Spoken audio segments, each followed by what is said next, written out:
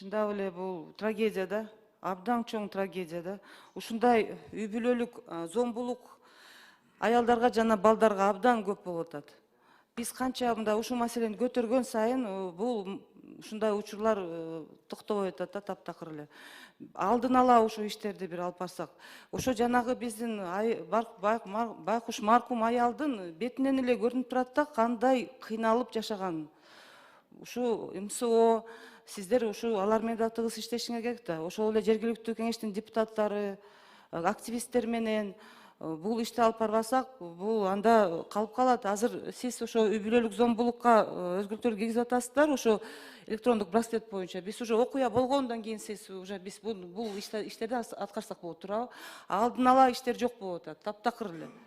Ушул трагедиялар болбос үчүн канча деген мына биздин айымдар өлүп кетип атат жөндөн жөн эле. Ушул алдын ала иштерди күчөтсөк, Эркебек мырза. Туура айтасыз, бул чоң трагедия, бул бир эле үй бүлө эмес, өлкө үчүн да трагедия мындай фактылар. Ички иштер министрлиги тарабынан бул боюнча аябай чоң жумуштар алып барылып атат. Бул боюнча бизде азыр көп эле роликтер чыгарып жайылтып атабыз, СМС рассылка кылып атабыз. Ар бир факт боюнча, семейный насилие боюнча бизде реакция болот. Ар бир факт боюнча бизде кызматкерлер териштирүү жүргүзөт. Бул факт боюнча айтып кетсем, бул үй бүлөдөн буга чейин бир сигнал да түшкөн эмес, арыз да түшкөн эмес. Ушундай болот деген, ушундай эме болуп аткан боюнча.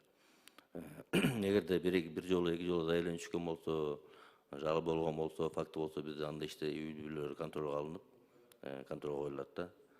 Бул айтып атам, бул баягы трагедия, бул кырсык да бул трагедияны биз уже мындай боюнча биз да жумушту күчөтүп атабыз. Эми бул жерде мен сиздер туура айтып кеттиңиз, бул жерден жалгыз эле ички иштер министрлиги эмес, биз баарыбыз ар бир семьяны карап отура албайбыз.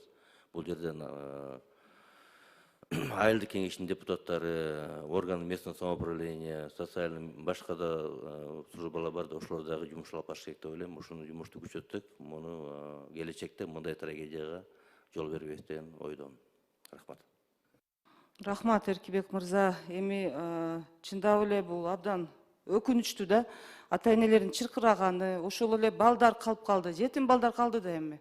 Атасы мына түрмөдө отурат эми. Апасы ушинтип өлүп калды эми. А балдарыбыз, байкуштар калып калды да. Качан биз айымдарды коргойбуз, качан аялдарды коргойбуз, качан балдарыбызды коргойбуз. Эч эле мына токтобой атат да ушу зордук зомбулук. Себеби бизде алдын ала вообще профилактика иштер жок болуп атат. Таптакыр жок. Мен ошо ойлойм, Эркебек Жумабекович, эми сиздер ички иштер министрлиги бир колго алсаңыздар, ушундай зөөкүрлөрдү бир аныктап